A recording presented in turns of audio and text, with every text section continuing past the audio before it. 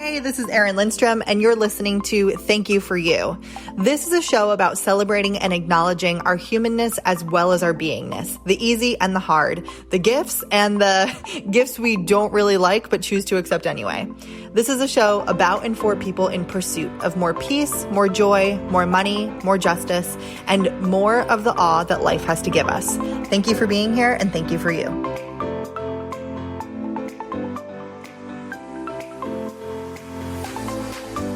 Welcome to the welcome. You have arrived. This is the first official episode of the Thank You for You podcast. I am your host, Erin Lindstrom, and I'm so glad you're here and listening. Thank you for taking the time.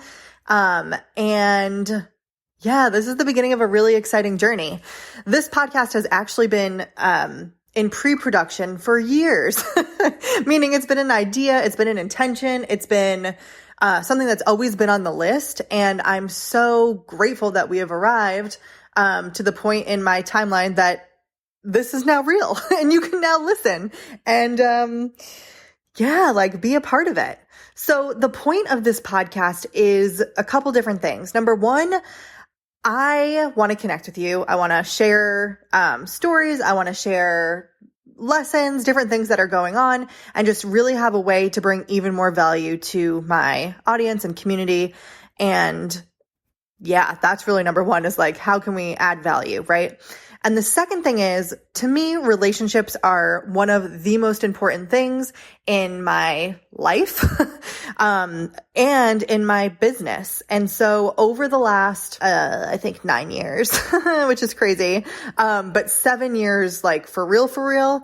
And, you know, in the last, well, I guess really the last 7, like that's been the most building and putting, you know, all the time and sweat equity into it. And really, building relationships has been the most important thing that I've done. It's the most important thing that I continue to do.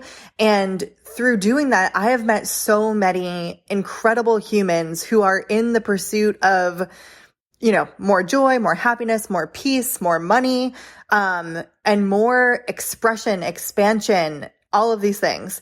And so on this podcast, I'm inviting in a lot of my favorite humans and some people that I actually don't know very well, but I either have a feeling or a mutual connection or something like that where I trust that they're going to have something really epic to share with you.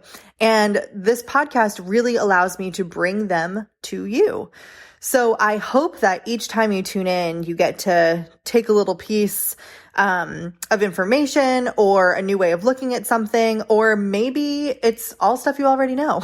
But sometimes, you know, when you're listening to something and you've already heard it, but you hear it a new way. I love moments like that, because the thing is, we are all very smart. Like, we are capable. We know a lot more than we tend to give ourselves credit for. And sometimes it's really helpful to hear something again in another way. And as you're doing the inner work and personal development, I find that you can actually receive things differently and really start to understand things that you thought you knew forever in a different way. And you start to see things differently in your own life. And that's really, really powerful, because that's transformation. And that's when things really start to change, when you start to embody what you know and actually use it in your everyday life. And so my hope is that this podcast can be part of whatever your self-care regimen is, to show up for yourself and to really connect with your human and your being. If you don't know, I have a program called Human Being Club, which is a coaching membership, and it's one of my favorite things that I do. And the reason is because I think we can all agree on this. We are human beings. And the interesting thing to me about human beings is that we're not just human and we're not just being. Like, we really are a blend of that, like, magical possibility of, like, universal energy and bodies. You know what I mean? And we all have that in common. And it's fascinating because so much of our world is designed for the human part of us and not for the being part of us. And I would even say that really the only structure in our culture is church. and religion that creates a space for the being part. Now, there is new age stuff and there's always been other things going on. But as far as the mainstream goes, I feel like the beingness has always been really reserved for church on Sundays, and that's it. And I don't love that.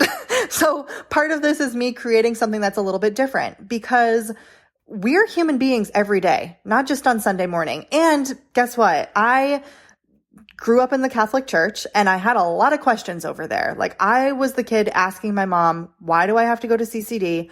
Why are there no women on stage or in leadership in this organization?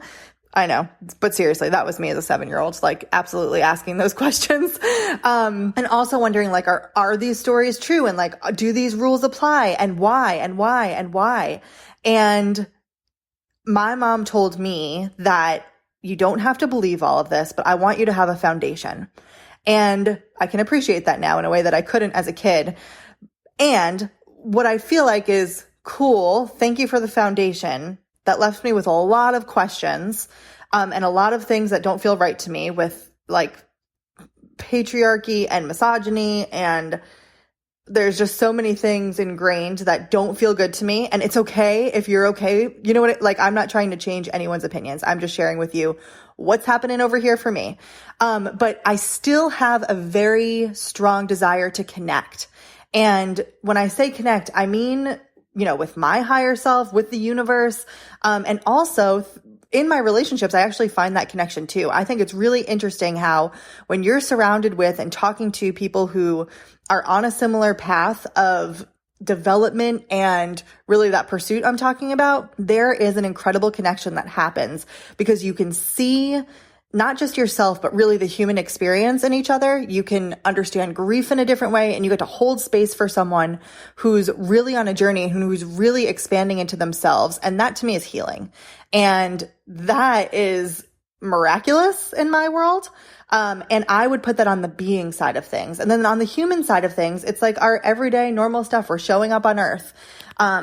When I talk about sales and money mindset, which is what my business is based on, I am someone who's always talking about the strategy side of things, the super like practical, how can we take action? And I'm also talking about like the more mindset, the more personal development, the more woo stuff, because we are both. And to me, you can go out there and sell, like I've worked at a grocery store, right? And I had no problem selling any of the groceries. Like, not a problem. It's food. I will sell it to you. When you step into your own business or your own talents, your own skills, and you go to sell them, a lot of shit can come up, because we have feelings and we are attached to the things that we're selling, because our values wrapped up in it, our identity is wrapped up in it, and our worthiness can be wrapped up in it. And I think the personal development work that goes alongside running a business is really sort of like detaching that. A lot of people will tell you to charge your worth. However, you are infinitely worthy. So your prices can't match your infinite worth. Sorry.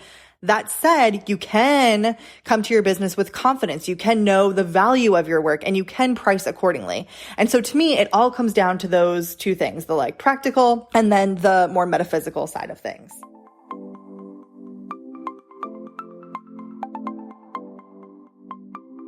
Today, what I kind of want to break down with you is this concept of following your heart. So I think cliches are really fun and interesting. And so we might end up going through a bunch of cliches on this podcast. And this is the first one that I kind of want to dig into, because when people say follow your heart, I think a lot of times as parents, we want to pass this down to our kids, or even as children, maybe our parents wanted to pass that down to us. And also, maybe they didn't, because they wanted us to be safe and smart and successful. And to them, following your heart was not the way. Following the path of go to school, get an education, graduate, get married, have a baby, work, and then retire many years later and finally enjoy your life. So maybe they didn't preach follow your heart. But wherever you are with that, follow your heart is a message we've seen out in the world, probably more often than not. But what they don't tell you about following your heart is that by the time you're an adult and really starting to be in charge of your journey, right, and your independence, your trajectory, and that following piece, right, they don't tell you that your heart will probably be wrapped with trauma by that point, that you will have been through things that closed your heart, that you will have been hurt, you will have learned things about the world. And I don't mean to create a super bleak picture, but just the fact that like, that's the human experience is this shit is hard, right? So not many people are 30 and have never had anything bad or hard happen to them. And now I just want to point out too that like, I am very aware that I am a currently 32-year-old white woman. And I don't know everything. I definitely have privilege. And I also have, a story where I grew up, in a divorced family. We were on food stamps for a while. I have 6 figures. I don't anymore. I have 5 figures now, but I had 6 figures of student loan debt. I've been through some things. My family members have been in prison.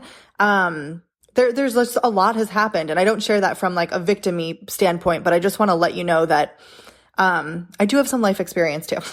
So that said, coming back to following your heart, like the thing is, most of our young adult lives, right, from our teenage years into our early 20s as we're navigating, like we don't necessarily build trust with ourselves to follow our hearts.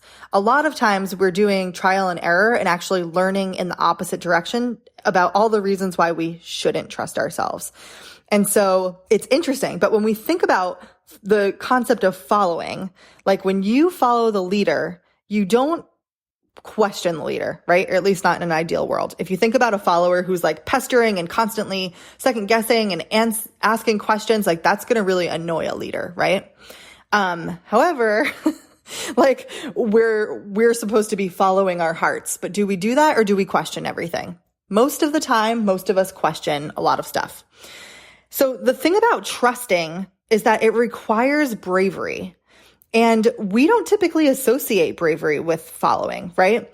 Following usually means that we're weak, that you are not thinking for yourself, and that you're kind of like letting someone else or something else guide you versus doing what you know is right. And when you're following your heart, you actually are following yourself, right? But we don't always remember that. And when we talk about like the human piece and the being piece, if we let the heart be the being piece, when your human tries to follow, it tends to be more of that like pesky follower that's like, are you sure? Can you? Hello, is this right? What if it's not? Blah, blah, blah. Because it has worries and it has fears, and it's okay to have all of that. And it's something to just acknowledge and be aware of, right? So when you are following your heart or your higher self, it's part of you, right? Like that is the being part. Where I feel like in the being part, it's really where pure knowing exists, and it isn't just based on information. So take a second and you can kind of like check around on this, whether you want to journal later or just listen now. But we have to get curious about how we work and how we're making decisions and taking action. So you can ask yourself questions like, what do I want? Also, what do you want that you don't think you can have? Like, what do you avoid saying when that question comes up? What would you do if you weren't afraid? And what choices would you make if you let your knowing lead instead of your need to know? And I feel like that last one is really it. Like, what would your knowing do versus your need to know? And that is really trust. And in order to follow your heart, you have to build that. And by following your heart, you do build that. Otherwise, we're that obnoxious follower, right? Your heart is here to lead, but your human, has to trust it to do so. And that's really surrendering. And it's not dumb to do so.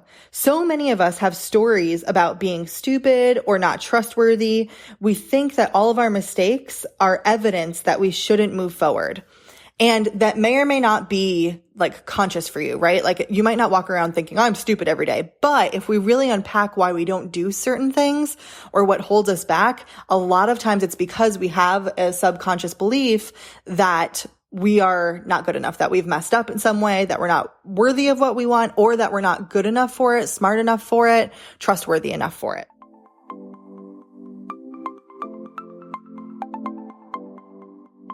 So about 2 years ago, I had a conversation with a really wonderful friend who I love and adore, and he has since died. And I don't know if I'll ever forget this. We were sitting outside of a restaurant and I was getting ready to leave and we were talking and we had many a talk. Like we would sit on my front porch and have big talks about the universe. And he said to me, like in passing, he's like, well, like you're one of the smartest people I know and blah, blah, blah, blah, blah, like the rest of the conversation. And I heard that and was like, my head paused and it was like, what? Like I was shocked, which is silly as I say this out loud, you know what I mean? But I just never thought of myself like that.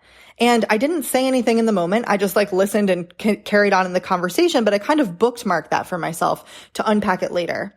And as I, the next day was kind of like journaling and thinking about this, I tried to intentionally unpack it and I was thinking about it and I'm like, okay, well, I didn't get the best grades. That said, like I was an honor student, but I was an honor student who knew how to do the bare minimum and get by. I failed a class in college. Hi, macroeconomics. Like I didn't even go to the class because I didn't get it. I didn't ask for help. And so I got an F, man. And then I took it again and I think I got a C the second time, which again, I didn't apply myself, but that leaves you with a story of like, you're not smart. And also, like in my personal life, I've gotten divorced. I've been cheated on. Like none of that leaves you feeling like, oh my God, I'm brilliant. And that said, in my professional life, I was winning, but having that kind of running in the background, it matters and it does like take a toll, even if it's silent. So all of that made me feel stupid or led me to believe that I was. I didn't actually feel stupid. I just didn't believe that I was super smart, if that makes sense. And because I'm smart, right, I don't trust stupid people. And so you can check in with yourself around that. Like you probably have a pretty good read that like you don't trust everyone, right? But if you subconsciously don't trust yourself, that's going to be a problem when we're trying to build our businesses or build our lives to what we want them to be. So I found myself not fully trusting and not really fully seeing my power. And it's stories like that that quietly hold us back from ourselves and our power.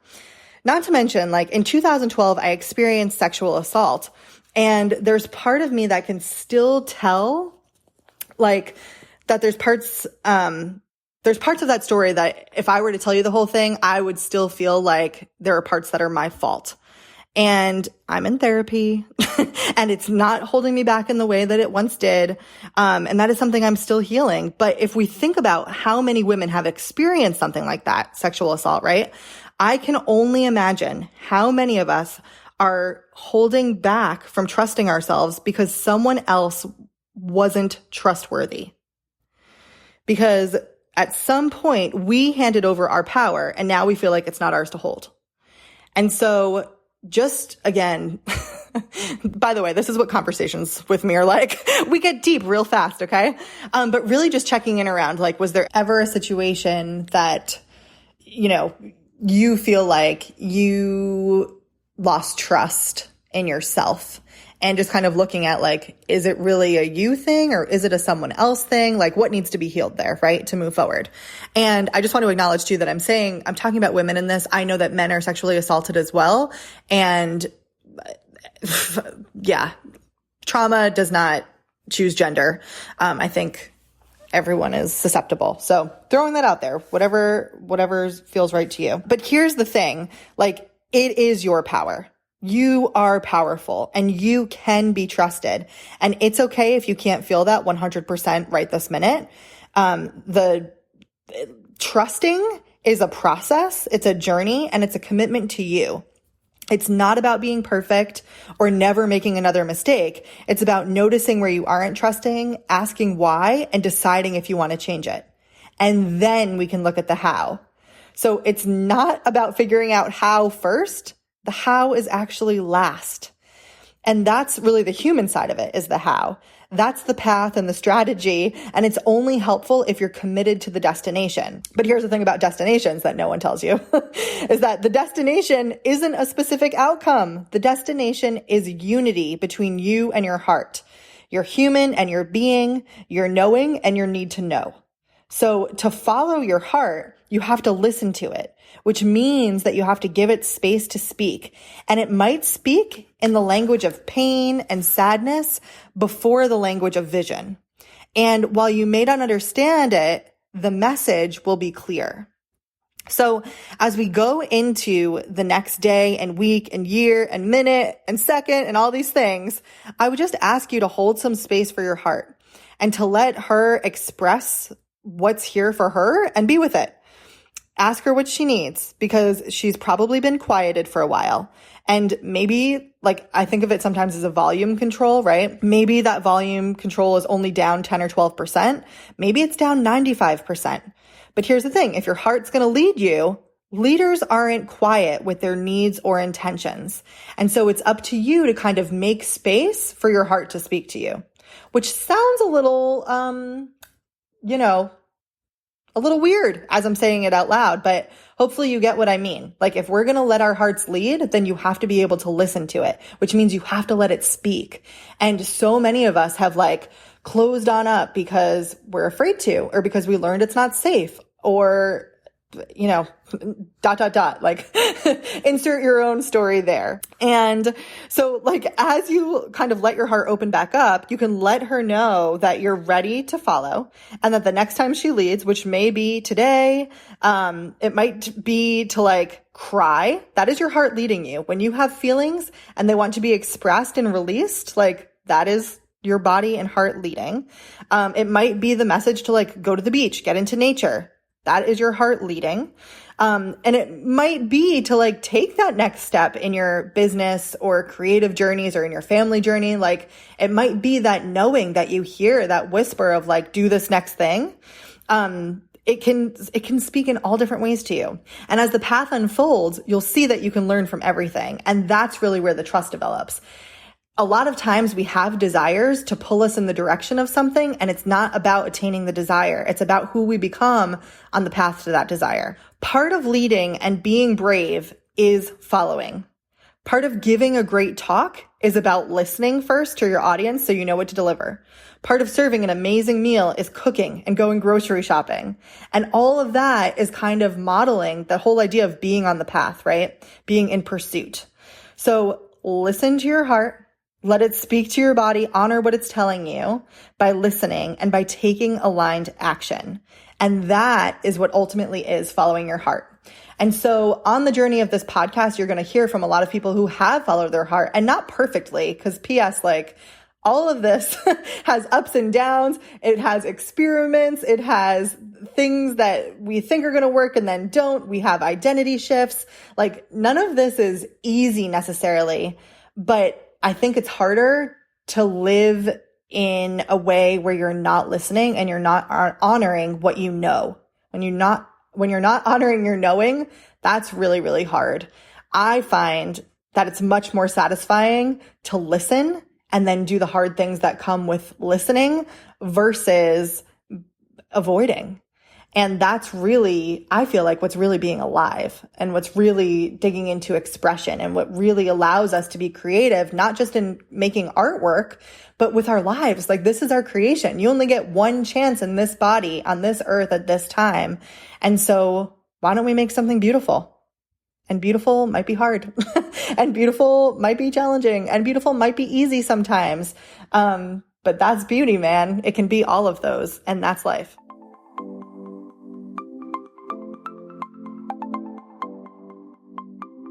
Thank you so much for joining me here on Thank You For You. The reason it's called this is because I actually say this all the time.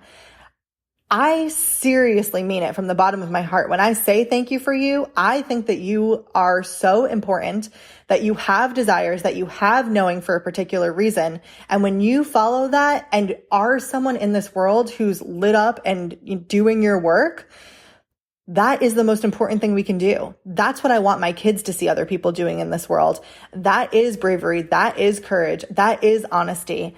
And to me, that's really what makes it different to just be alive than to be living. So sincerely, thanks for being here. I'm so excited for this journey, and I will talk to you guys soon. Hey, it's Erin, and I want you to know that you matter. Everything you're doing and everything you've done, it all matters. It all counts.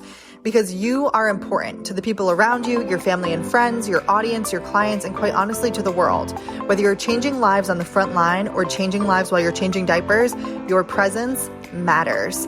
Every life you touch counts. And from just one interaction, there can be infinite, meaningful effects. And for that reason, I want to thank you for showing up and doing the work to be with yourself and share your light and your gifts and your love with those around you.